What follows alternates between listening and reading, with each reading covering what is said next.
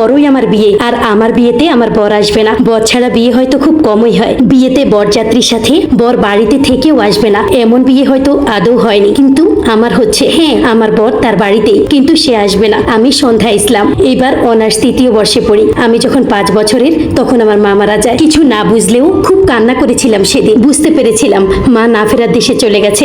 আকাশের তারা বানিয়ে দিয়েছে আল্লাহ মাকে। এর কিছুদিন পরই বাবা আরেকটা বিয়ে করে। সৎমা আমাকে প্রথম আদর করলেও কয়েকদিন পর থেকে তার আসল চেহারা দেখানো শুরু করে। আমার নামে আব্বুর কাছে নালিশ দিতেই থাকতো, আমাকে মারধরও করতো। আব্বুর কাছেও আমি আস্তে আস্তে অসহ্য হতে লাগলাম। তারপর একদিন হঠাৎ করে মামা আসলো আমাকে নিতে। আমি বুঝতে পেরেছিলাম আব্বুই মামাকে বলেছে এসে আমাকে ওনার কাছে নিয়ে যেতে। আমার জন্য নাকি খরচ পাঠাবে আব্বু, কিন্তু মামা না করে দিয়েছিল, তার কোনো খরচ লাগবে না। সেদিন খুব ভালো করে না বুঝলেও বুঝতে পেরেছিলাম মামা আমাকে খুব ভালোবাসে। মামা বাড়িতে থেকেই পড়াশোনা করেছিলাম। মামি আমাকে সহ্য করতে না পারলেও মামার জন্য কিছু বলতে পারতো না। এসবের মাঝেই আস্তে আস্তে বড় হতে থাকলাম। সিজাত ভাই বাইরে থেকে পড়াশোনা করে, আর সিহা সে এখানেই কলেজে পড়ে। সিজাত ভাই আর মামা বাসায় না থাকলে মামি আমার সাথে খুব খারাপ ব্যবহার করতো। আমি মামাকে তো বলতে পারতাম না, কারণ এমনিতেই ওরা আমাকে আশ্রয় দিয়েছে।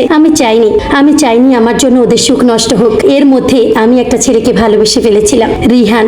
ও আমাকে খুব ভালোবাসতো। ভেবেছিলাম ওকে ভালোবেসে সব কষ্ট দূর হয়ে যাবে। একদিন ওর সাথে কথা বলতে না পারলে ভালো লাগতো না, কিন্তু জানি না কি হয়েছে, হঠাৎ করে অভিমান করে ও হারিয়ে গেছে। অনেক চেষ্টা করেছি যোগাযোগ করার, কিন্তু পারিনি। সেদিনও খুব কেঁদেছিলাম। কথায় আছে না, কিছু মানুষের কপালে সুখ নেই, আল্লাহ তাদের কপালে সুখ লিখেনি। 1 সপ্তাহ হলো মামা মারা গিয়েছে, আর মামি আমার ছোটবেলা থেকেই পছন্দ করতো না। এখন মামা নেই, তাই আমাকে বিদায় করার জন্য উঠে পড়ে লেগেছে। আর আজকে তার সেই অপেক্ষাকৃত দিন চলে এসেছে। আমি চলে যাচ্ছি এই বাড়ি ছেড়ে। খুব সুন্দর করে সাজানো হচ্ছে, আমাকে ভারী ভারী গহনা দিয়ে। ওরা অনেক বড় লোক, তাই আমাকে স্বর্ণ দিয়ে মুড়িয়ে নিয়ে যাচ্ছে। আর মামিকে মোটা অঙ্কের টাকা দিয়েছে আমাকে বিয়ে দিতে। নিজের কাছে নিজেকে পরি মনে হচ্ছে। কখনো নিজেকে আয়নায় তেমন ভালো করে দেখা হয়নি, তো আজকে একটু অন্যরকম লাগছে। আমি শুধু আমার বরের নামটা শুনেছি, সায়ন আহমেদ স্বাধীন। ওনার নাকি মানসিক সমস্যা আছে, এর জন্যই মামিকে এত টাকা দিয়েছে আমাকে বিয়ে করার জন্য। বলতে পারেন বিয়ের বাহানা দিয়ে মেয়ে কিনে নিয়ে যাচ্ছে। ওনার মানসিক সমস্যার জন্যই ওনাকে এখানে নিয়ে আসা হবে না। তাই এই বাড়ি থেকে কয়েকজন কাজীর সাথে ওই বাড়িতে গিয়ে ওনাকে কবুল বলিয়ে সই করিয়ে বরযাত্রী সহ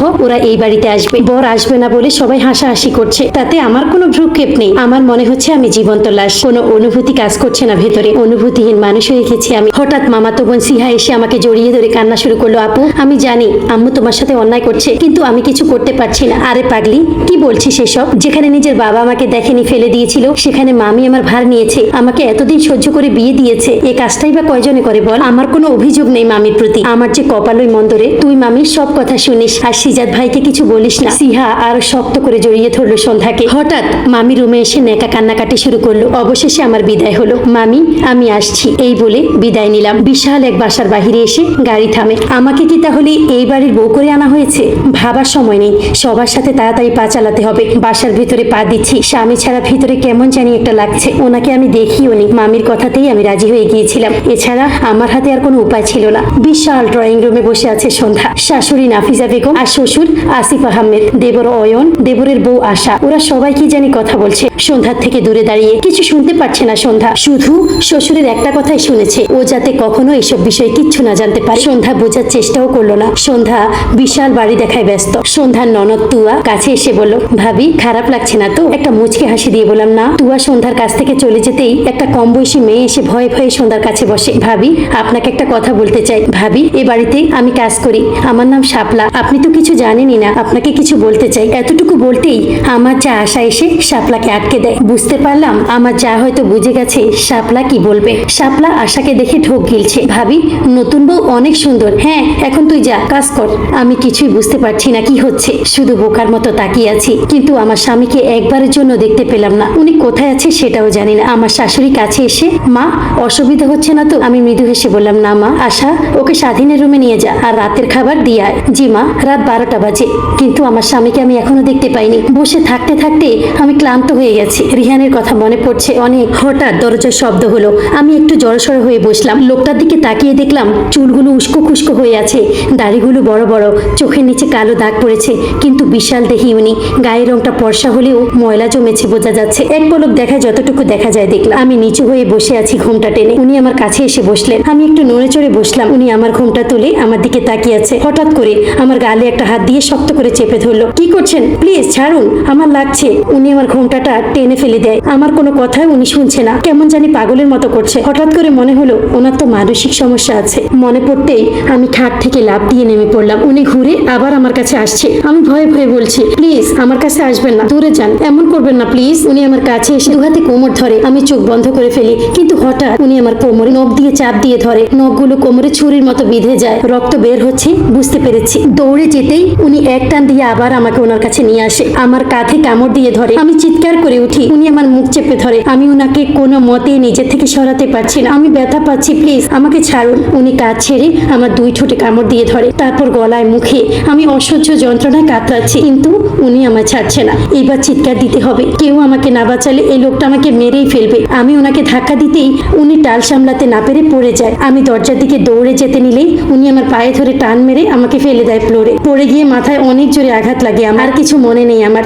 সকালে জ্ঞান ফিরতেই অল্প অল্প রোদের ঝিলিক আমার চোখে এসে পড়ছে। চোখ ছাড়া কিছুই নাড়াতে পারছি না আমি। সারা শরীর ক্ষত বিক্ষত হয়ে আছে। মাথাটা তুলতে গিয়ে আবার ফ্লোরে ফেলে দিলাম। মাথাটা উপরে তুলতে দেখলাম উনি আমার বুকের উপর মুখ গুজে শক্ত করে ধরে শুয়ে আছে। আমি ব্যথায় নড়তে পারছি না। অনেক সরানোর চেষ্টা করছি, কিন্তু পারছি না। উনি আরো শক্ত করে জড়িয়ে ধরছে আমার। কাল রাতের কথা মনে পড়তেই ওনাকে শরীরের সবটুকু শক্তি দিয়ে ধাক্কা দিলাম। ভীষণ ভয় হচ্ছে এই পাগলটা আমায় মেরে না ফেলে। হে আল্লাহ, কেন আমার সাথে এমন করছো? আমার কপালে কি একটুও সুখ লেখা নেই? উনি আমার দিকে কেমন জানি করে তাকিয়ে আছে। ভয়ে আমার ভিতরে সব শুকিয়ে গেছে, বুকের ধুকপুকানি বেড়ে গেছে। কিন্তু ওনার ব্যবহারে আমি অবাক না হয়ে পারলাম না। উনি উল্টো আমাকে দেখে মনে হয় ভয় পাচ্ছে। এক সাইডে গিয়ে ভয়ে জড়সড় হয়ে হাত পা গুটিয়ে বসে আছে। ওনার ব্যবহারে আমি থমকে গেলাম। আমার দিকে তাকিয়ে বলল, আপনি আমার বউ তাই না? আমার সাথে কানামাছি গাড়ি দিয়ে খেলবেন? আমার অনেক গাড়ি আছে। ওনার কথায় আমি অবাক হয়ে তাকিয়ে রইলাম। উনি কি সেই মানুষ যে কাল রাতে আমার সাথে এমন করেছে, আমার উপর এত অত্যাচার করেছে, এমন আক্রমণ করে ঝাঁপিয়ে পড়েছে? ঠিক তখনই